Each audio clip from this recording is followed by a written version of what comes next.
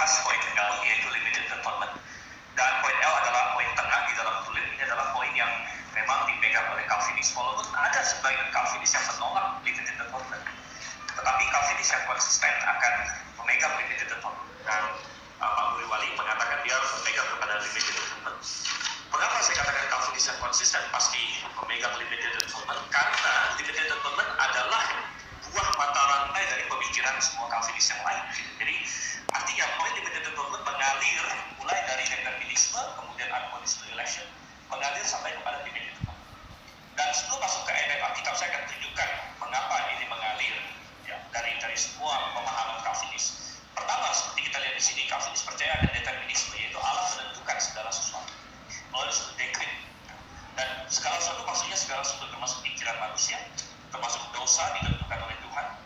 Sebagaimana sudah kita kutip dalam John Calvin bahwa Tuhan mengatur, arrange bahwa ada jatuh dalam dosa. Kemudian setelah itu ada unconditional election. Unconditional election berkata bahwa Allah menentukan sebagian manusia masuk surga, sebagian masuk neraka tanpa syarat. Dan sebagai konsekuensinya seperti yang sudah dibahas di debat yang lalu, Tuhan tidak mengasihi kaum reprobate atau orang yang tidak dia pilih. Tuhan membenci mereka, kata Pak Muriwali. Tuhan membenci mereka. Yang menurut saya sangat aneh. Karena waktu saya tanya, Pak Muriwali sendiri mengakui bahwa dia mengasihi orang-orang yang terhilang, dia mengasihi orang dari semua agama, dia mengasihi orang ateis, dia mengasihi, karena memang Tuhan memerintahkan, dan Calvinis seharusnya mengasihi mereka, namun Tuhan membenci mereka. Jadi ada orang-orang yang dikasihi oleh Calvinis, seperti Pak Muriwali, tetapi dibenci oleh Tuhan. Jadi Calvinis sebenarnya menyatakan diri lebih mengasihi, lebih banyak mengasihi daripada Tuhan. Ada orang yang Tuhan benci, tapi mereka kasihi. Itu adalah efek dari unconditional election. Dan efek lain dari unconditional election adalah bahwa kalau Tuhan memang membenci orang-orang reprobat itu, maka masuk akal limited atonement bahwa Allah tidak menyediakan penebusan bagi mereka. Tidak menyediakan penebusan. Tuhan, seperti yang dikatakan Pak Muriwali tadi, dalam konsep Calvinis, ketika Tuhan datang untuk mati di kayu salib, tidak pernah itu adalah ditujukan atau disediakan atau ditawarkan kepada orang-orang non pilihan. Karena memang dari awal seperti Calvinis, seperti Pak Muriwali katakan, Tuhan tidak ingin mereka selamat. Dia menegaskan itu, Tuhan tidak ingin mereka selamat, bertentangan dengan semua ayat Alkitab yang berkata bahwa Tuhan ingin mereka selamat. Ya. Dan sangat masuk akal di dalam sistem Calvinisme bahwa orang-orang yang Tuhan benci itu tadi, kaum reprobat itu, yang dia sudah tetapkan masuk neraka dari awal tanpa syarat, gitu ya, maka Tuhan tidak akan menyediakan keselamatan, tidak akan menyediakan penebusan bagi mereka, dan penebusan tidak pernah ditujukan bagi mereka. Oke. Nah, ini sangat masuk akal di dalam sistem Calvinisme, tetapi sangat bertentangan dengan Alkitab. Jadi, dengan demikian, maka kita bisa tahu bahwa seluruh sistem Calvinis sebenarnya bertentangan dengan Alkitab. Pak Muriwali tadi mengutip banyak sekali ayat, tetapi beberapa di antaranya kutipnya saja salah, atau cara dia membeberkannya salah. Makanya dia tidak berani tunjukkan ayat itu di screen. Misalnya, Matius 1:21, salah satu yang paling awal dia kutip, nanti pemirsa bisa putar balik lagi. Dia bilang, di ayat itu dikatakan Yesus mati hanya untuk umatnya. Itu salah, itu kutipan yang salah, saudara-saudara. Ayat itu berkata Yesus datang untuk menyelamatkan umatnya. Tidak ada kata hanya. Tidak ada kata hanya di situ. Tuhan menyelamatkan umatnya benar. Kemudian pas Pak Muriwali mengutip Yohanes 10:15, dia menambahkan kata saja. Dia berkata di situ Yesus mati untuk domba-dombanya saja. Nah, itu menambahkan Alkitab, saudara-saudara. Menambahkan Alkitab. Tidak ada kata saja di situ. Yesus mati untuk domba-dombanya benar, tetapi tidak ada kata saja. Nah, Alkitab sangat tegas mengatakan bahwa Yesus mati menebus dosa seisi dunia semua orang. Saya akan tunjukkan satu ayat yang tidak bisa dijawab oleh Calvinis manapun. Saya tantang Pak Muriwali untuk menjawab ayat ini. 2 Petrus 2 ayat 1. Sebagaimana nabi-nabi palsu dahulu tampil di tengah-tengah umat Allah, demikian pula di antara kamu akan ada guru-guru palsu. Mereka akan memasukkan pengajaran-pengajaran sesat yang membinasakan. Bahkan mereka akan menyangkal penguasa yang telah menebus mereka. Dan dengan jalan demikian segera mendatangkan kebinasaan atas diri mereka sendiri. Ini jelas adalah penyesat guru-guru palsu yang Alkitab katakan binasa. Tetapi walaupun orang-orang ini binasa, dikatakan mereka menyangkal penguasa yang telah menebus mereka. Yesus mati di kayu salib menebus mereka. Itu jelas, itu pengajaran Alkitabiah. Gitu. Tapi mereka menolak penebusan Tuhan itu. Jadi Pak Muriwali mengatakan, jelaskan kalau Tuhan ingin manusia diselamatkan, kenapa semua tidak diselamatkan? Karena Tuhan menginginkan manusia diselamatkan berdasarkan iman yang bebas, ya. Iman yang bebas, dan Tuhan memberikan kesempatan bagi manusia untuk menolak, walaupun Tuhan memberikan kesempatan mereka keselamatan, menyediakan penebusan bagi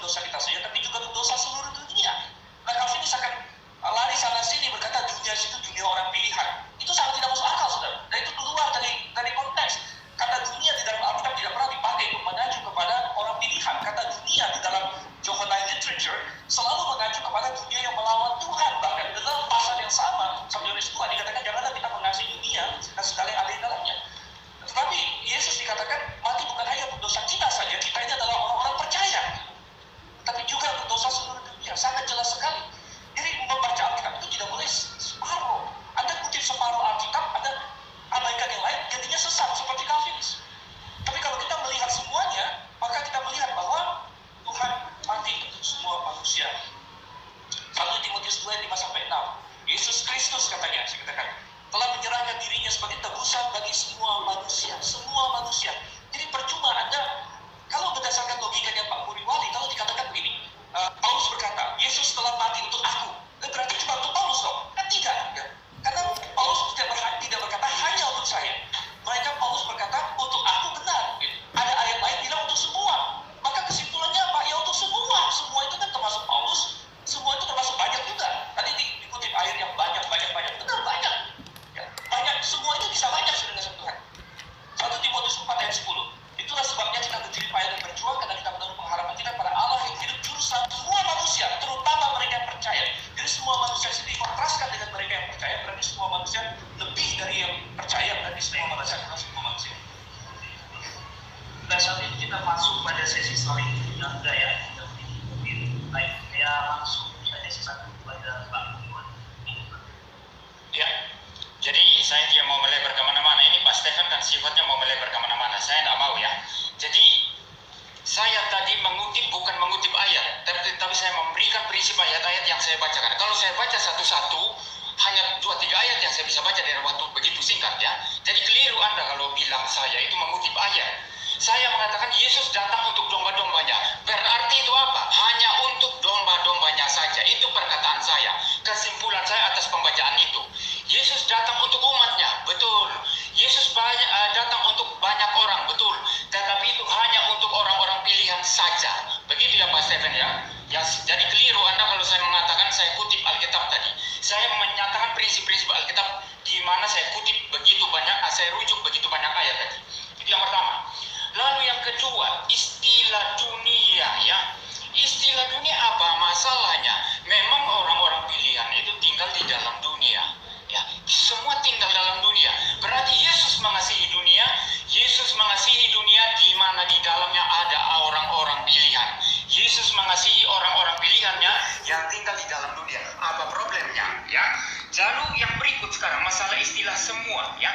Semua orang kalau Anda berkata semua orang di seluruh dunia, maka ini menabrak ayat-ayat yang mengatakan Yesus datang hanya kepada umatnya, hanya kepada domba-dombanya. Lalu yang kedua, bagaimana fakta di dunia ini ada banyak orang tidak diselamatkan? Anda mesti jawab ini. Saya kejar ini sekarang, saya nggak mau lari kemana-mana ya. Lalu yang ketiga, bagaimana dengan sifat kedaulatan Allah? Kalau Tuhan inginkan semua selamat, ternyata tidak semua selamat ya. Maka Allah yang Anda percaya itu Allah yang tidak berdaulat. Ini Allah yang sangat tidak berdaulat. Itu yang Anda percaya, begitu ya. Jadi Anda mencoba membawa narasi ini ke lari sana-sana, tidak. Saya mau fokus ini sekarang. Sampai habis debat ini saya fokus ini. Anda mesti selesaikan problem ini. Kalau tidak, sistem teologi Anda itu tidak dapat dipercaya, tidak dapat disandari, tidak layak untuk dibicarakan. Lalu tadi saya singgung sedikit mengenai istilah determinisme. Anda fitnah di sini, Pak. Calvin tidak pernah merujuk kepada determinisme. Apa itu determinisme? Sesuatu yang ditetapkan oleh sesuatu yang non-pribadi, non-personal, impersonal, begitu. Terjadi begitu saja, itu determinisme. Dan di dalam filsafat, determinisme itu punya filsafat naturalisme. Belajar filsafat Pak Stephen ya. Lalu Calvin dari mana? Predestinasi itu ada Allah yang berdaulat, yang berpribadi, yang menetapkan. Itu predestinasi. Predestinasi bukan determinisme. Kita bawa ahli filsafat setelah ini, coba tanya apa itu determinisme. Determinisme itu adalah pengajaran filsafat naturalisme. Lihat kamus Bapak Stephen. Ya, saya agak ketat sekarang ini. Saya tidak mau lari kemana-mana. Saya bicara sampai sini.